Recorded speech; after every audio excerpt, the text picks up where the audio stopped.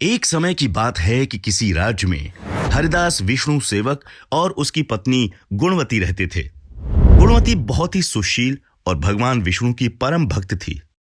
वो एक पतिव्रता स्त्री थी।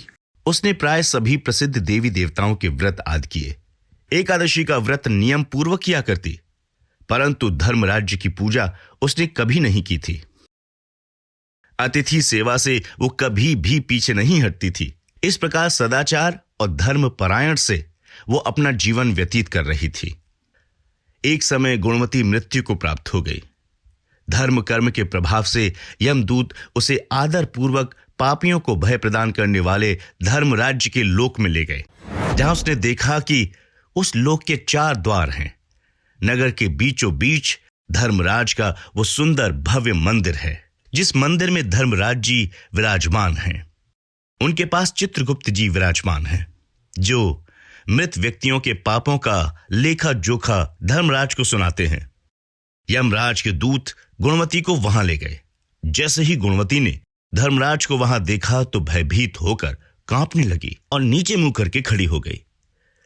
जब चित्रगुप्त जी ने धर्मराज जी को गुणवती के पाप और पुण्यों का लेखा जोखा सुनाया, धर्मराज जी गुणवती की भक्ति देखकर प्रसन्न हुए, परंतु वे कुछ उदास थे। उनकी उदासी गुणवती को दिखाई दी। उसने धर्मराज जी से निवेदन किया, मेरी समझ में ये नहीं आ रहा है कि आप उदास क्यों हैं। कृपा करके मुझे इसका कारण बताएं। तब धर्मराज जी ने कहा, हे देवी, जब तब व्रतदान आदि कर सभी देवताओं को संतुष्ट किया है, परंतु मेरे नाम का तुमने कभी भी कोई दान पुण्य व्रत आदि नहीं किया। ये सुनकर गुणवती बोली, हे प्रभु, मेरा अपराध क्षमा करें। मैं आपकी उपासना की विधि नहीं जानती थी। आप कृपा करके मुझे इसका कोई उपाय बताएं, जिससे मनुष्यों को आपकी कृपा का पात्र बनने का अवसर प्राप्त हो।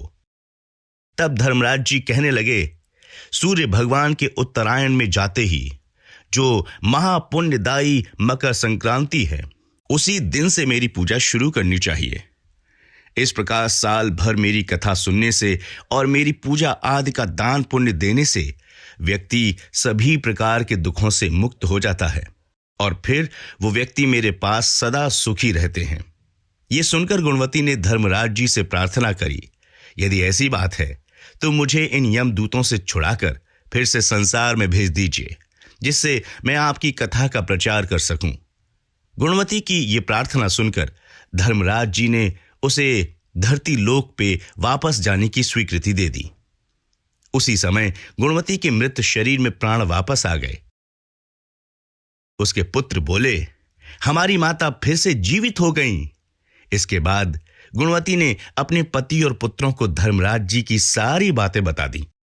गुणवती ने अपने पति और पुत्रों के साथ मकर संक्रांति के दिन से पूरी विधि विधान से धर्मराज जी की प्रतिदिन पूजा और कथा करना प्रारंभ कर दिया और साथ ही साथ दान पुण्य भी करना शुरू कर दिया। इस प्रकार गुणवती ने साल भर कथा सुनी और वो सभी सुखों को भोगने के बाद जब मृत्यु को प्राप्त हुई तो स्वर्ग में देवताओं ने गुणवती का आदर सत्कार किया। हे धर्मराज जी, इस कथा को कहते सुनते और हुंकारा भरते सब पर अपनी कृपा बनाए रखिएगा।